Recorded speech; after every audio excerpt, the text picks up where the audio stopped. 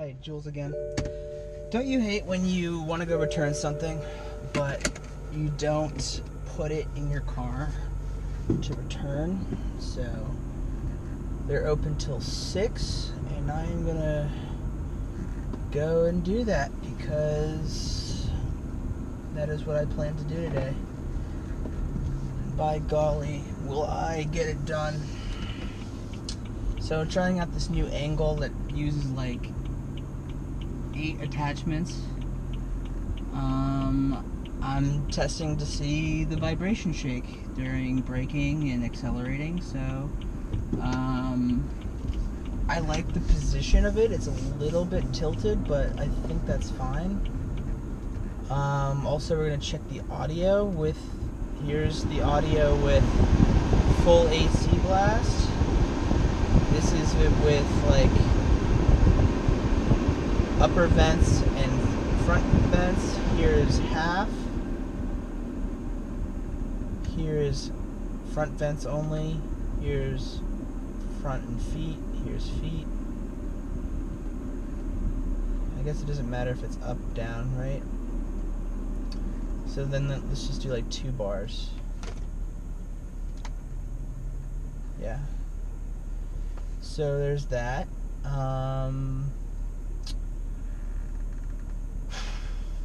Do I like look at the camera? Do I look at the road? Well, we're at a red light, obviously. I'm not sure what your field of view is. Can you see my hands on the steering wheel? I don't think so. Can you see the people behind me? I don't know yet. Other thoughts were to place it on the windows here, or even the moonroof, but I don't feel like, I guess I could have the moonroof open, but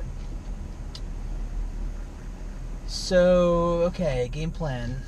Go home, pick up what I left, go back and return it, get some Jim or maybe the GNC brand like Lean Fit powder, since I'm trying to get lean.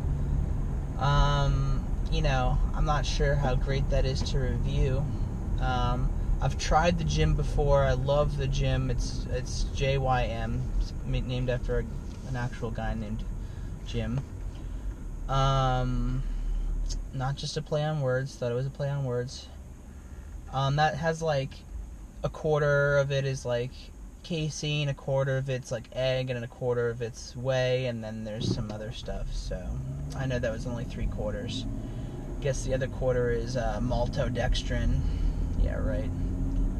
Although I do buy protein powders with maltodextrin. I probably should research that more. Not sure if you heard in the video, I have my auto start stop feature turned on, so I haven't turned that off yet. I spoke with a friend of mine that has a BMW X3, and he said he turned his off because it gets annoying. Probably heard it right there, but turns off at red lights.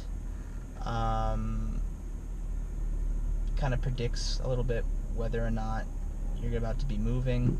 But in my experience, it's never been like off where I've needed to go somewhere, and like the time it took my car to start and like accelerate was so minimal that like it'll probably save me at least some gas mileage at long red lights.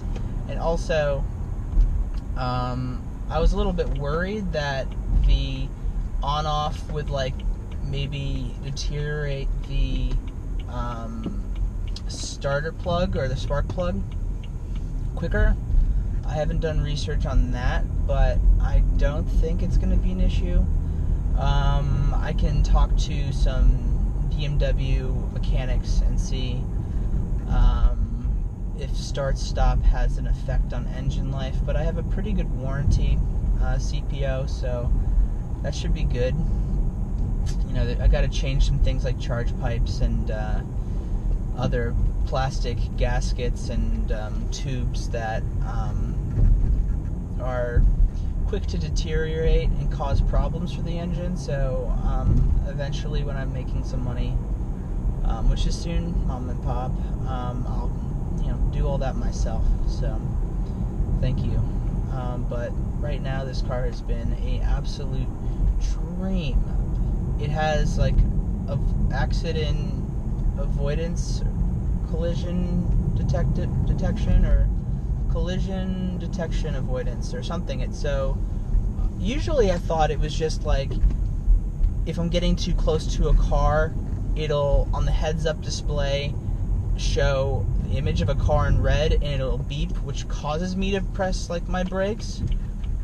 But not that I'm gonna ever test this again, but I'll probably research it to update you guys later.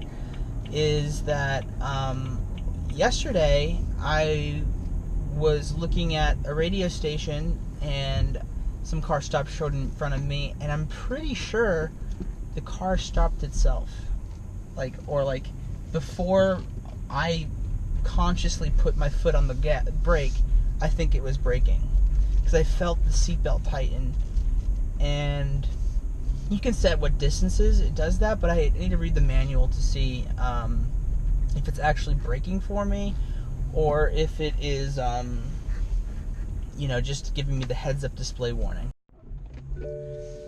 And we're back. I was talking to my friend Leslie. Gotta put my seatbelt on. Make sure I don't run over that bush behind me. I gotta say, this radar detection is so clutch. I mean, I have astigmatism, and so, I don't know, sometimes my field of view or sense of depth perception is a little off. So, I was always, afraid of, nicking the sides of my car. So, just getting in the garage, knowing not only with radar how close I am to the garage door opening, but the side cameras that are mounted on the mirrors. I will have a video later showing you what that does and what I'm talking about, because I'll switch it to the hat cam, because you see the door on the side as you're going through, so you know that, well, if the camera's got space, you got space. So it's very, very soothing and relieving, stress relief for having that feature.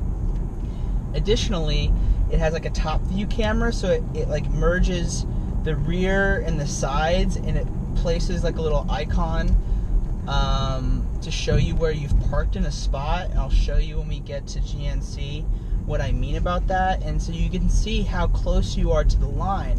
No more opening the door to see, oh, am I in this spot? You have it on the camera. So I just press the button on the console here, and I activate the side top view camera, and it simulates a graphic of my car, and it makes the spot around you, so you can see you're on the left side, right side, center. And then in addition, you have the radar, so you know no one wants to curb their car, that is nails on a chalkboard when you hear the the scrape, and you just know, oh, that's $1,000 for a new bumper.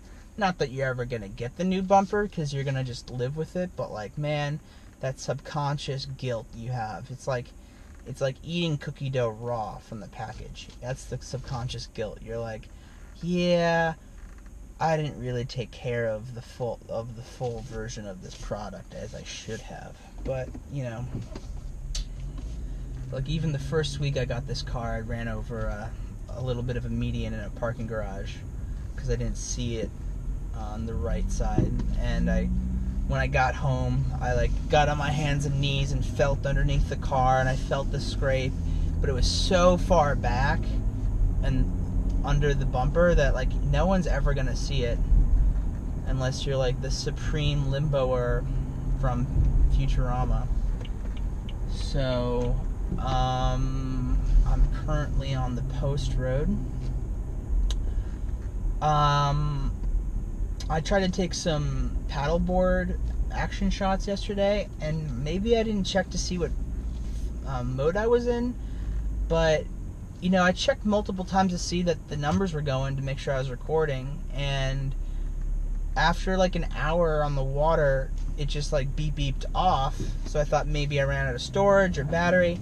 Came home, charged it, checked for the footage. It had a little thumbnail with no picture at the exact time I pressed play, but nothing to show for it. So I am just gonna get better at making shorter clips, pressing the power button to like basically verify that I've made an entry, because that's $45 to go to that class. Not that that terribly expensive, but it adds up, especially since I didn't splurge on the Session 5 or the GoPro Hero Black 5 or whatever, the $500 camera.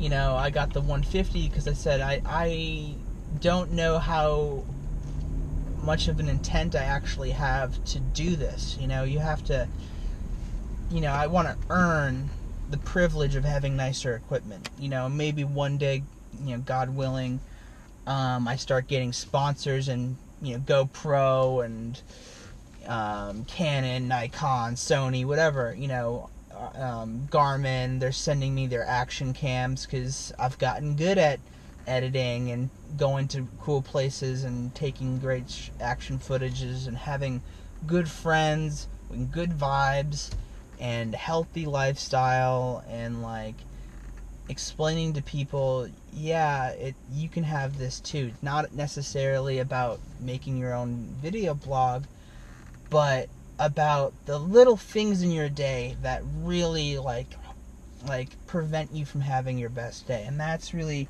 I wanted to write a book, but who writes books anymore, especially someone who has ADHD and dyslexia? Writing a book is just like climbing Mount Everest, even though I did manage to go to law school and pass the bar.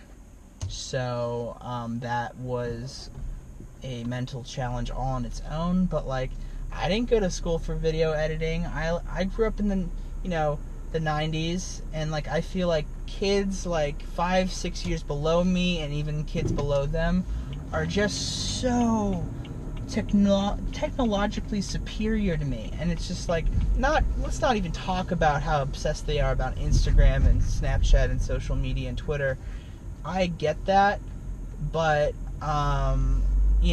they're coding now at a young age, and that stuff was like available to me, but like it was such in its infancy back then that I just really wanted to play video games and Halo, and like I didn't really care about Java. Not that people care about Java now, but like there's C++ and all this other stuff, and I don't even know. I don't even want to make up names. I think Python is one. I don't want to embarrass myself too much, although the more you embarrass yourself, the more views you might get. But I'm not going to be like more extroverted than I already am just to get viewership.